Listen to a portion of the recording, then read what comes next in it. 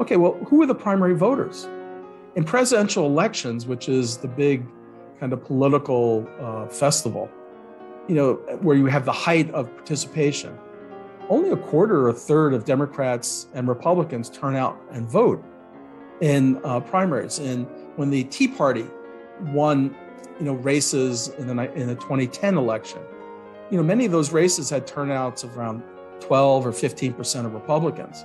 When AOC won her nomination against a very well-established Democrat who was rising the power structure, some thought would be, a successor to Nancy Pelosi, turnout among Democrats is 12%. So, are these primary voters, representing America? I'm Alan Rozenshtein, and this is the Lawfare Podcast, April 15th, 2022. American political life is defined by what can seem like a paradox. Our society is incredibly politically polarized, but our parties are as weak as they've ever been. How else could a reality TV star have so quickly and completely taken control of one of our major political parties? For Larry Jacobs, a political scientist and one of my colleagues at the University of Minnesota, the weakness of our parties is a major threat to American democracy. But as he explains in his new book, Democracy Under Fire, Donald Trump and the Breaking of American History, the roots of this weakness go back all the way to the earliest years of the United States, and today manifest in our broken system of presidential primaries. I spoke with Larry about his new book, his diagnosis of what ails American politics, and what, if anything, can be done to fix it. It's the Lawfare Podcast, April 15th.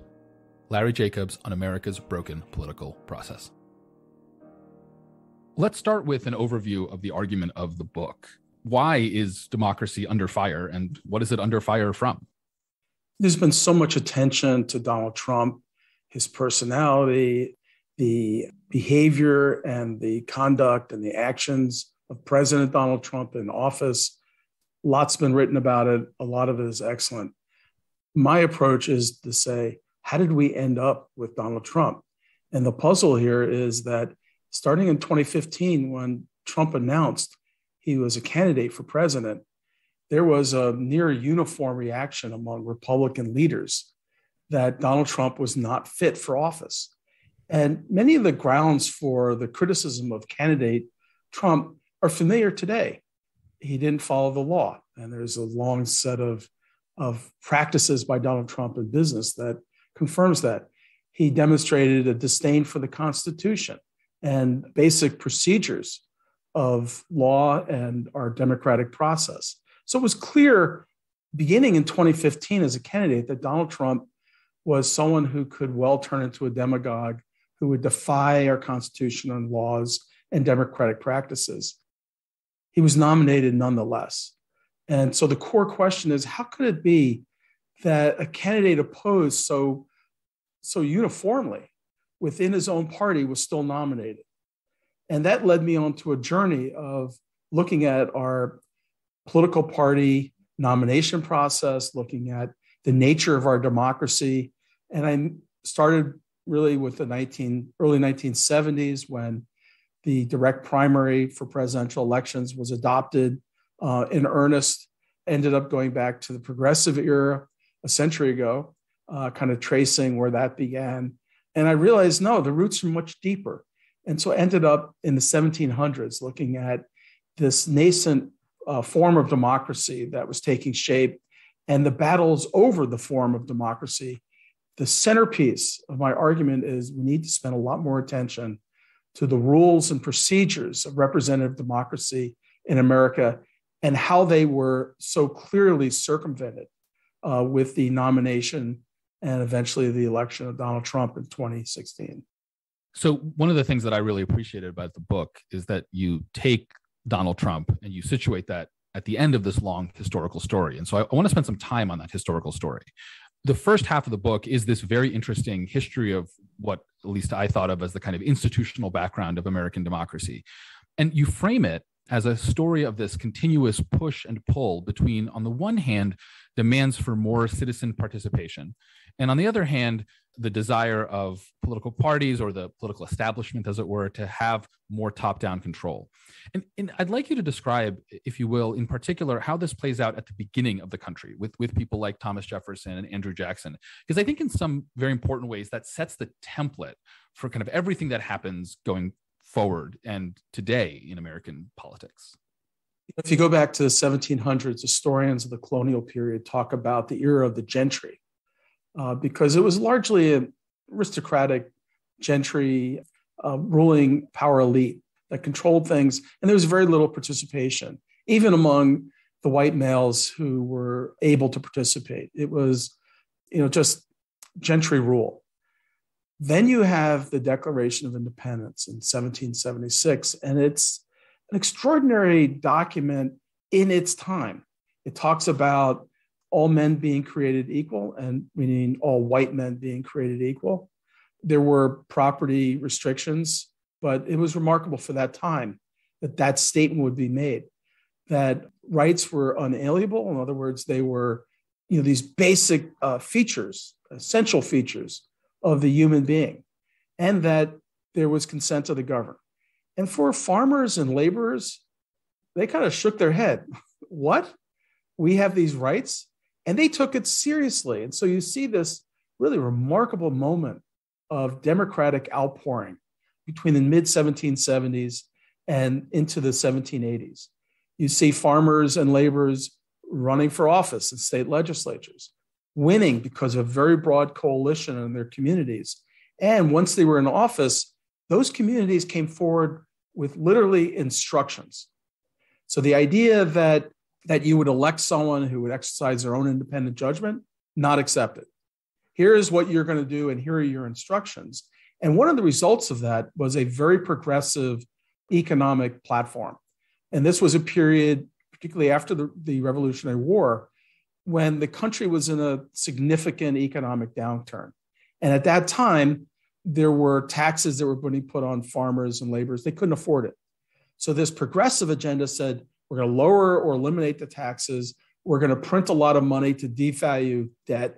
And we're going to provide other economic assistance to folks who were on the edge. We're going to try to stop the foreclosure of farms. Now, people like Madison, they freaked out. They saw this as the tyranny of the majority, as Jefferson put it. And they got to work quietly. And they pulled a fast one on the state legislatures in getting authorization for a constitutional convention, which the state legislators thought would be kind of technical fixes, addressing some issues. They had no idea it was going to be a revolution. The revolution was to establish a new national government, and for that national government to take control over the core economic functions of the country, including printing money, which had been something that the states, in the view of Madison, that they were abusing that right. And you see this tension at this moment between the effort of Madison and Jefferson and others to establish national institutions and with the authority of the supreme authority of the land. On the other hand, you had this clearly articulated philosophy of political equality, again, among white men. That sets up this clash that we see playing out again and again. Washington serves in office for 2 terms.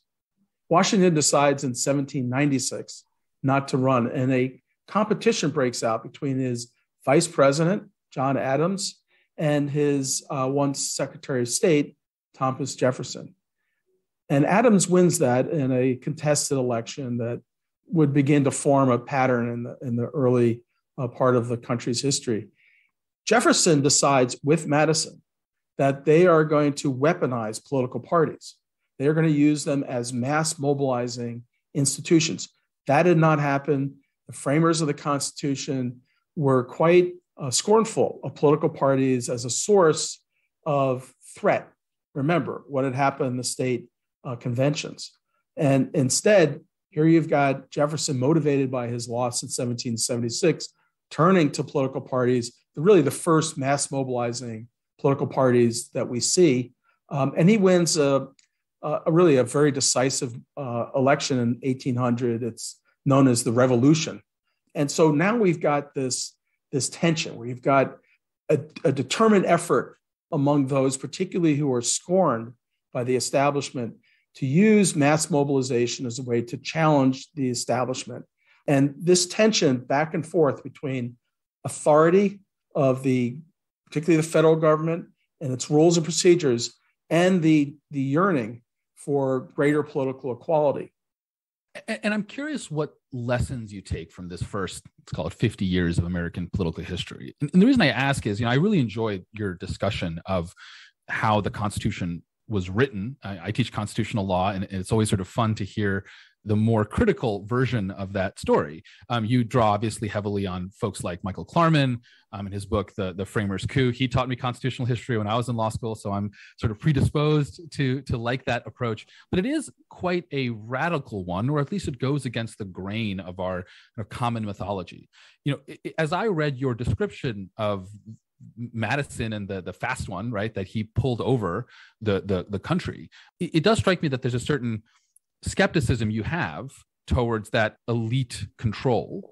But then when it gets to Jefferson and Jackson, two figures who quite successfully, as you just said, weaponized political parties to sort of undermine certain political institutions, my sense is that you're more critical of them. So do you come down on one side of this, or is it just always this difficult balance, and it's kind of a fragile thing that has to be kind of carefully managed throughout each period of American history? I do think it's important to look at the framers of the Constitution as political actors who are motivated by their own self-interest and their political agendas. However, I do see Madison as a more complicated figure. I certainly agree with Klarman about the economic motives, and I think it's quite clear reading the Constitution about the printing of money, the supremacy clause, and many others, as well as Madison's determined effort to dampen the degree and intensity of popular participation through things like the Electoral College and the state selection of U.S. senators. All of that was designed to prevent what was happening in the states. On the other hand, Madison, as he comes into the convention and is in Philadelphia in 1787, comes to appreciate the political constraints around the convention itself, that it would need to be putting forward a document that would face voters and state legislatures. And with that mindset and the pressure from the other delegates, Madison makes a series of compromises. And those compromises were to establish the basic rules of representative democracy in America, that there is election for a House of Representatives, which Madison did not initially support.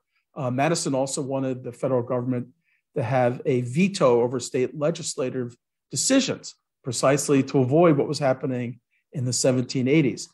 And he was defeated on that.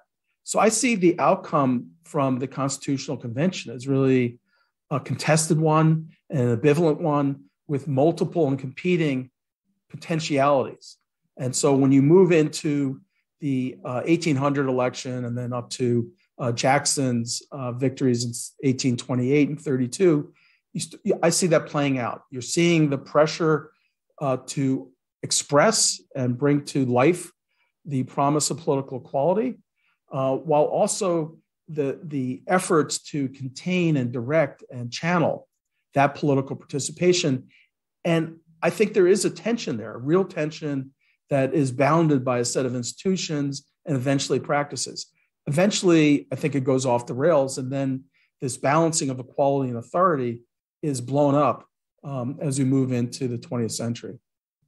One might think, or at least on first glance, it might seem plausible that to the extent that American politics has become more populist or small d democratic, however you want to call it, throughout American history, that's due to the desires of the citizenry. And that's, I think, the old kind of traditional story. That's why for, I think, a long time in American history, Jackson was lionized, right? Obviously, his legacy has become much more complicated as American history has become more sensitive to, the rights of Native Americans, to the rights of Black Americans.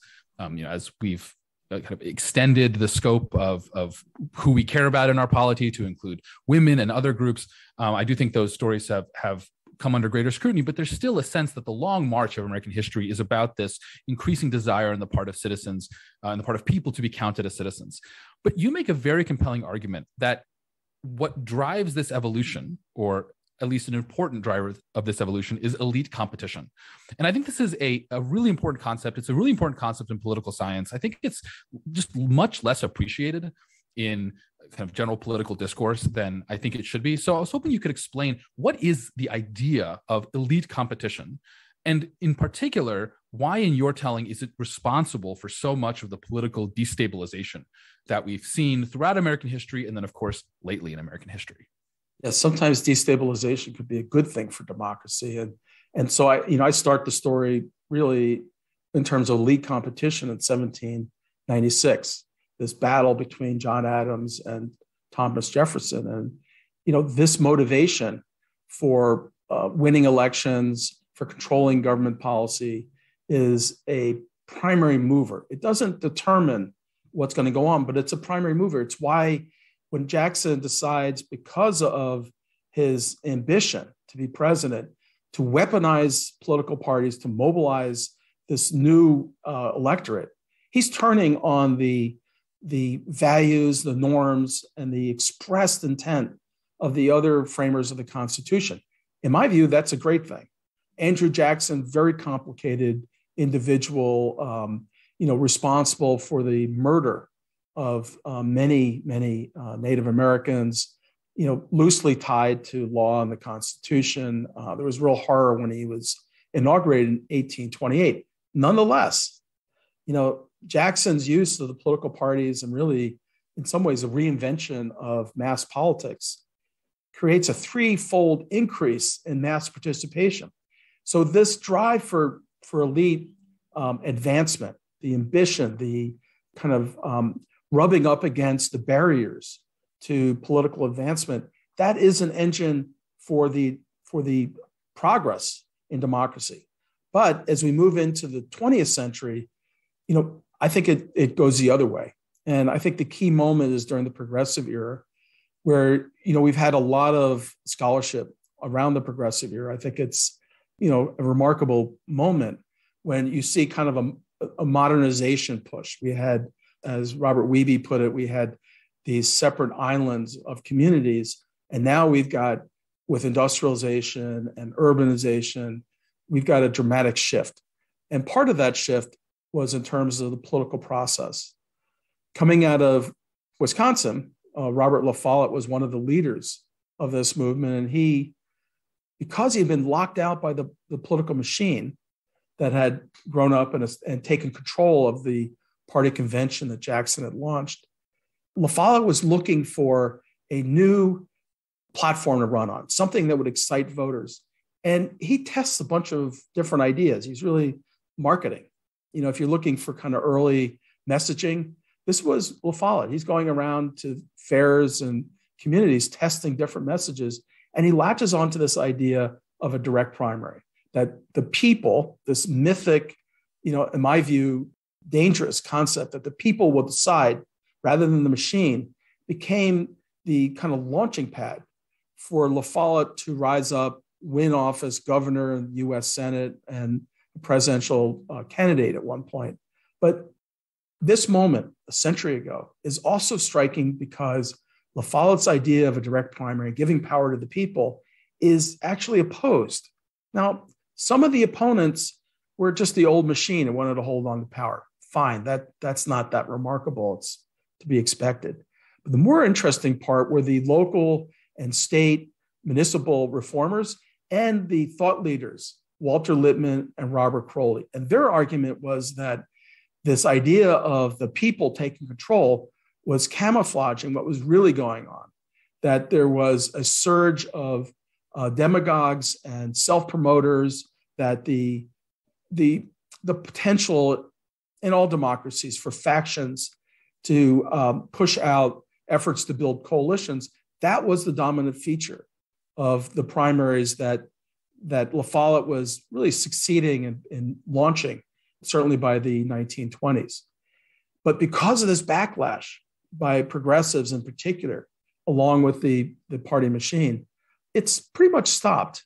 And if you look in the 20s and 30s, 40s and 50s, 60s, the primaries were there, but they didn't control who was nominated. So you could have Hubert Humphrey nominated for president in 1968 without running in a single primary.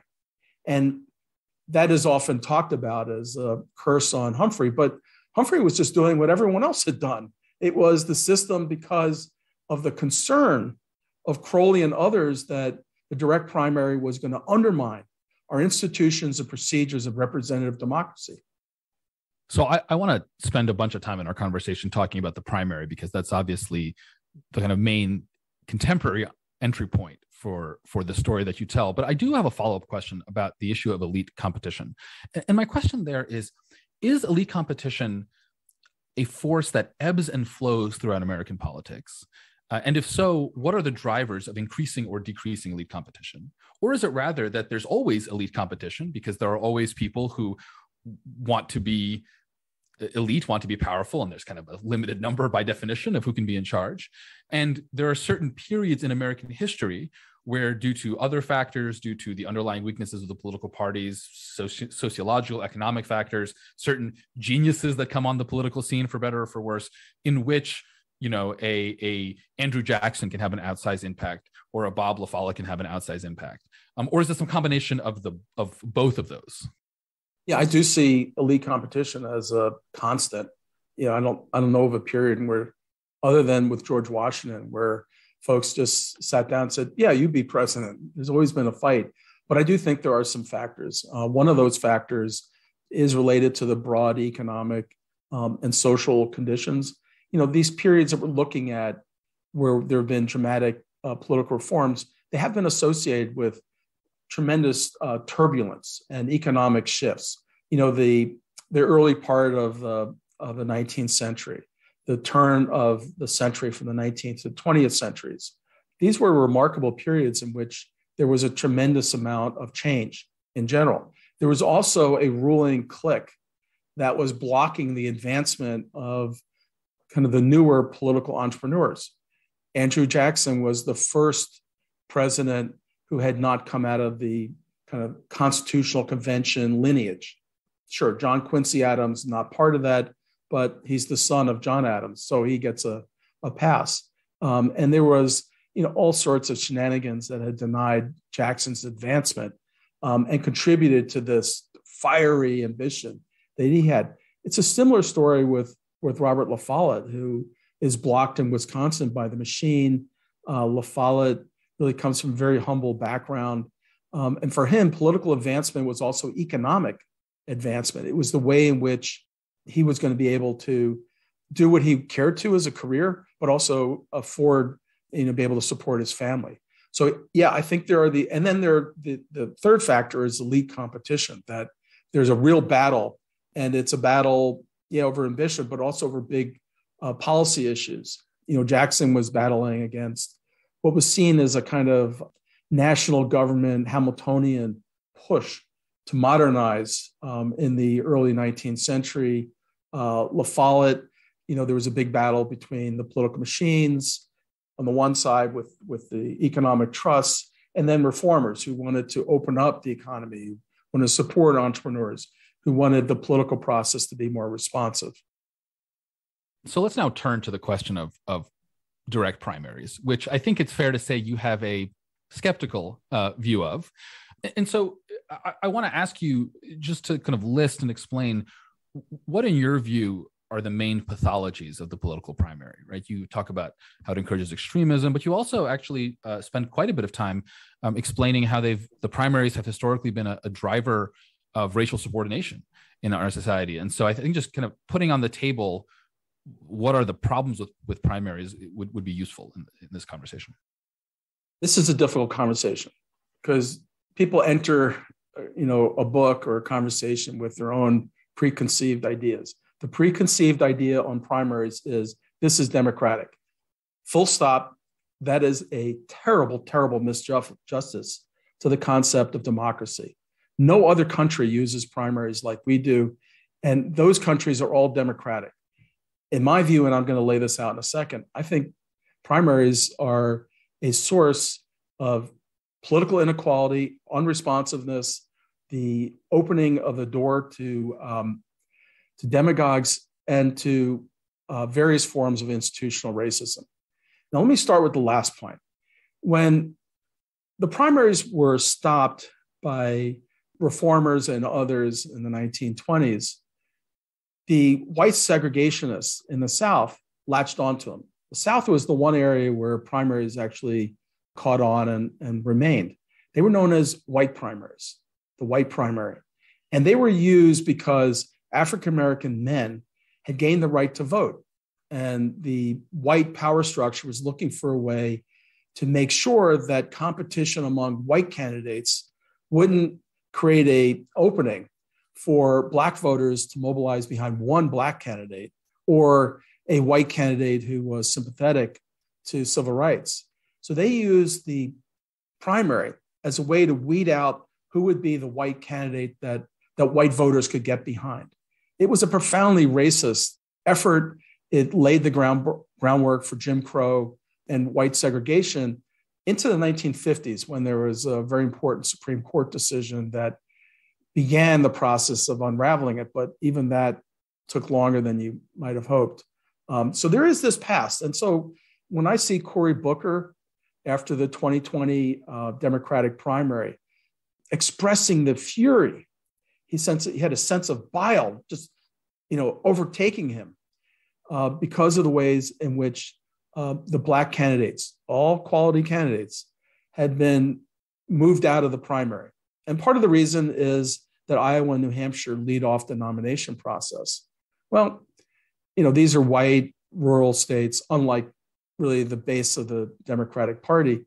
That's not surprising. It's part of this lineage of racial animus, or in this case, I would say latent institutional disregard for the equal rights of African Americans. So that's one factor, and we could go into more depth about that.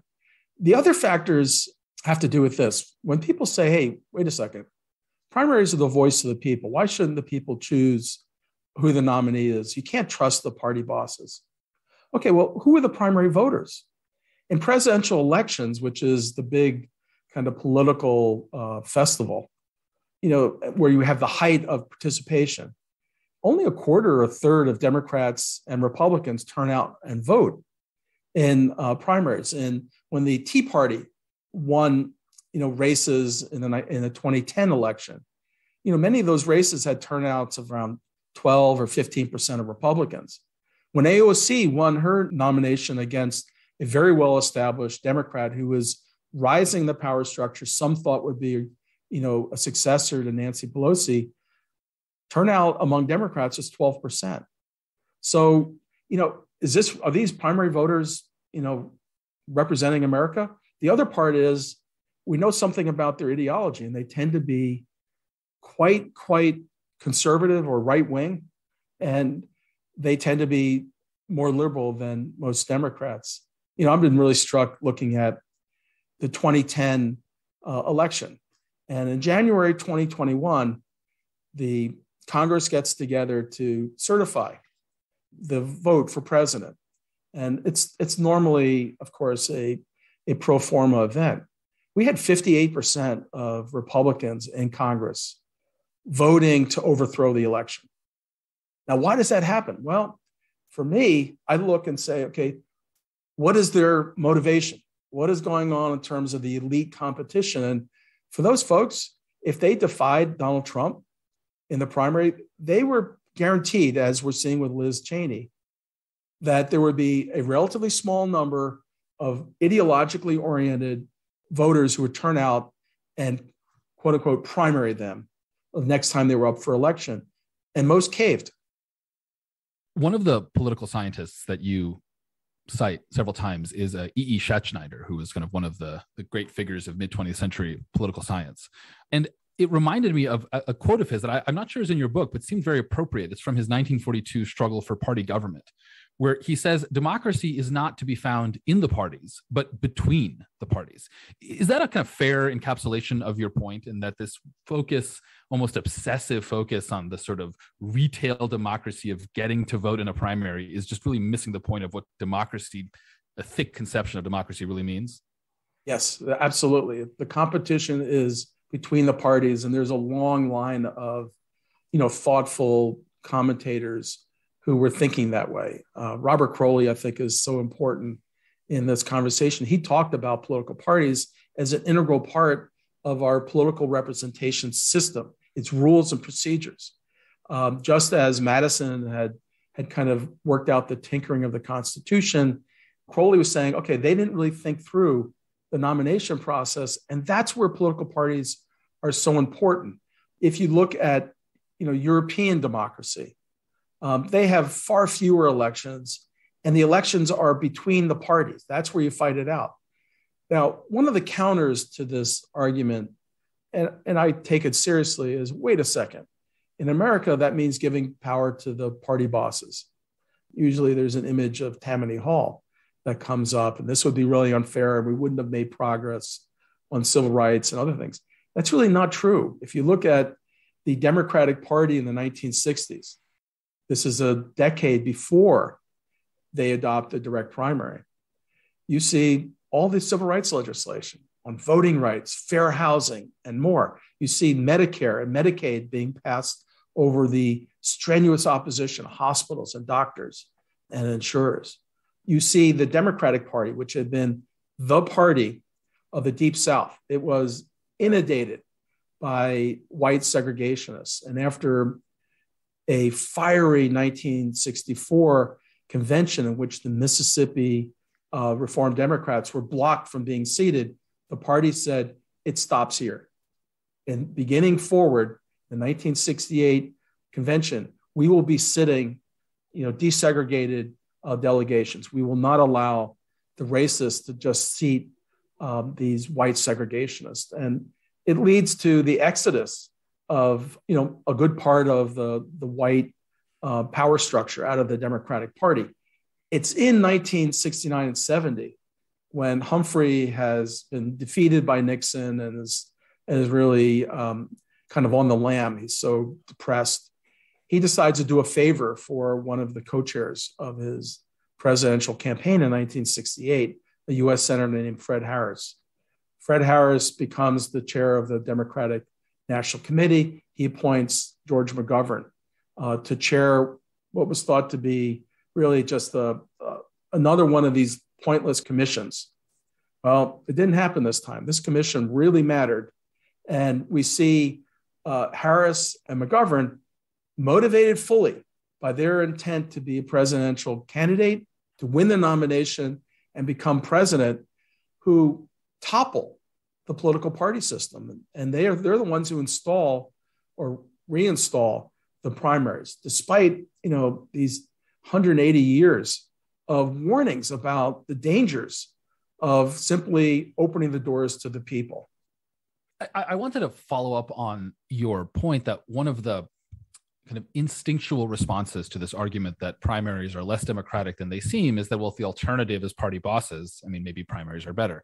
And I do think part of that instinct, and I'll admit I share a little bit of it myself, though your book has very much convinced me of your position, is that who are these party bosses? It's sort of not unclear how you become even a leader within the, let's say, Democratic or Republican Party, except by being elected.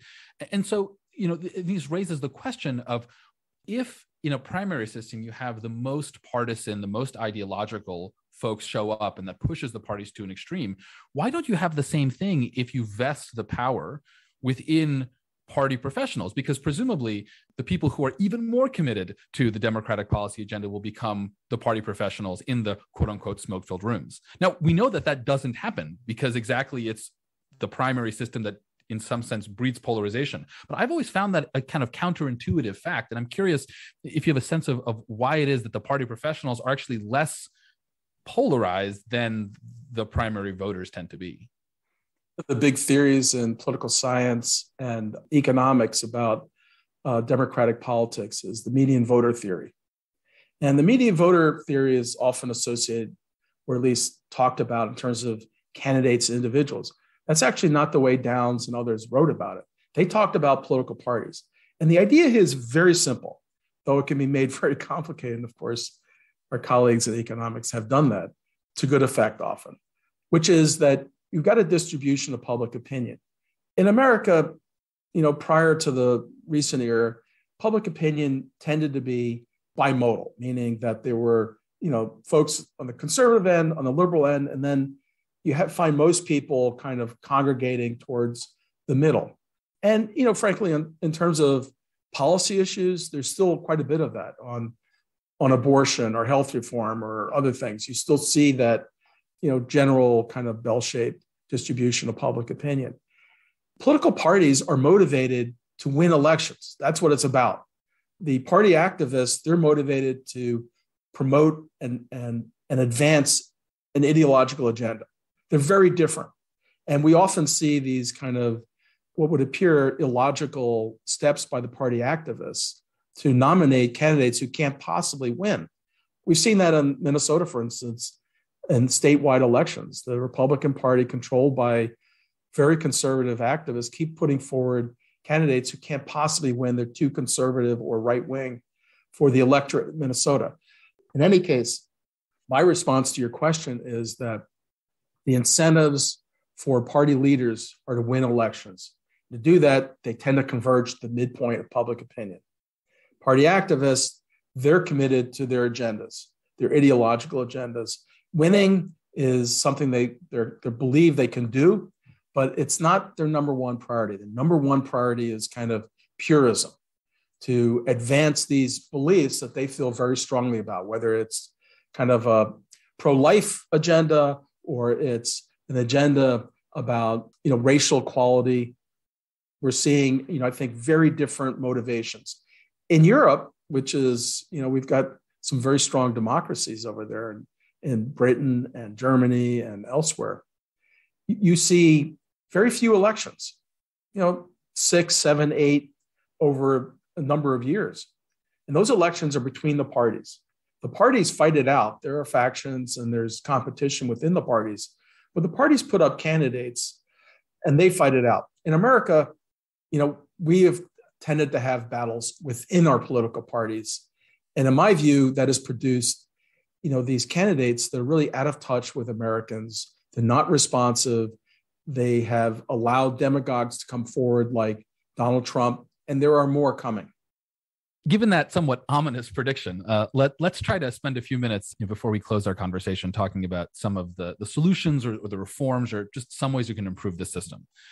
And I first want to ask you about sort of this category of reforms that you consider but are pretty skeptical of, which you characterize as unrealistic and overambitious. I think one of the examples you raise is various complicated schemes for ranked choice voting, and some people are into quadratic voting. I feel like every month you get this more complicated system of how to apportion votes. Why are you skeptical of these sorts of proposals? And what for you falls under the category of unrealistic reforms? I think the situation with our democracy is quite significant. I'm not one of these kind of sky is falling folks, because I've been studying democracy and I know in America it's had a troubled past and we've moved forward. But I think one of the questions is, what can we do? What can we actually do? For decades and decades, we've talked about getting rid of the Electoral College. And let me deliver the news. It's not happening. And we could spend quite a bit of time walking through how difficult it is to pass a constitutional amendment or have a constitutional convention. And frankly, I think the people who raise it, looking for something to talk about or sell textbooks or whatever, let's just put that aside as kind of fanciful.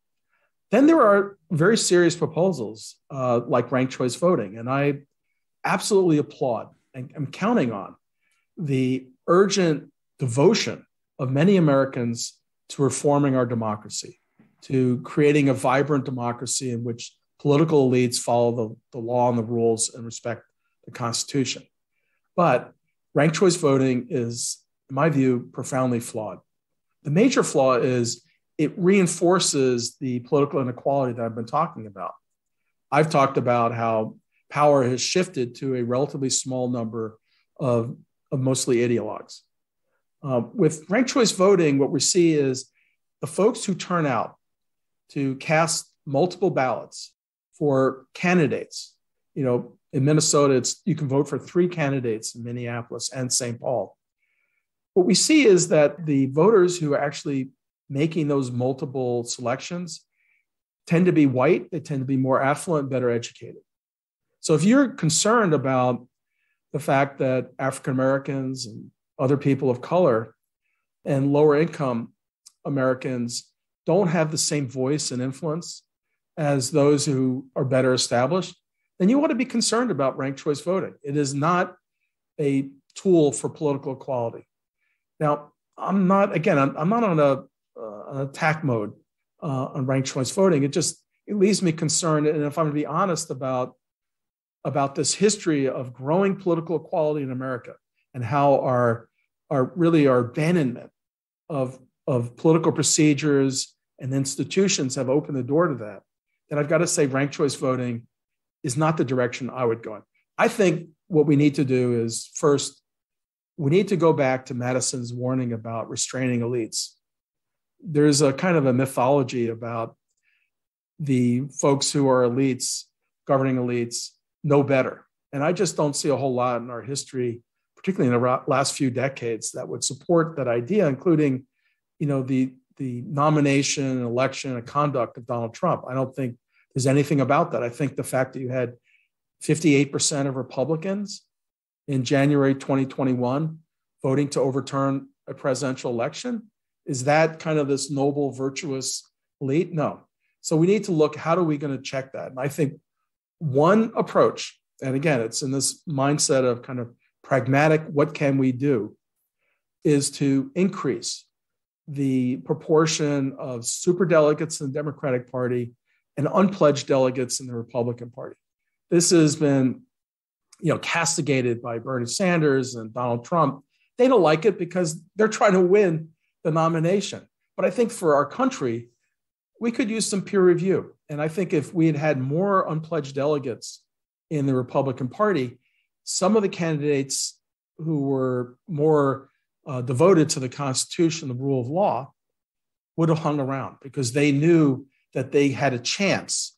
If they got to the convention, they could attract other delegates from other candidates, and then there would be this block of unpledged delegates who could come support them. As it was, the unpledged delegates were so small and insignificant, it was clear at a certain point that Trump would win. There was nothing to be done.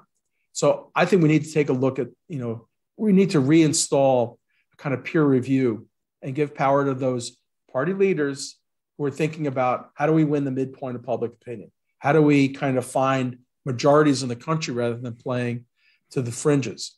The second thing is, we need to have a much more devoted attention to the administration of our elections.